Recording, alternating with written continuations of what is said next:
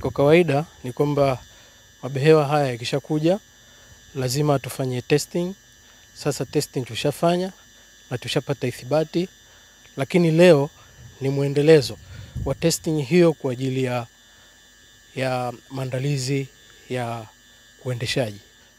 Mimi niwaambie tu kwamba tuko tayari kabisa kuanza treni za mizigo, na hii ni ishara mojawapo. Tumetoka Dar es Salaam na sasa hivi tuko Dodoma.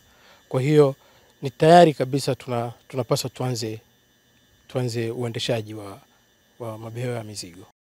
Kwanza kabisa kituo kikubwa cha kwetu kwenye reli yetu ya mizigo ni bandari. Alafu pia stesheni zetu zina mgawanyiko. Kuna stesheni ambazo zipo kwa ajili ya abiria tu na stesheni ambazo ni kwa ajili ya mizigo. Ukianzia Dar es Salaam tuna stesheni ya Ruvu, tuna stesheni ya Pugu, tuna stesheni ya Morogoro.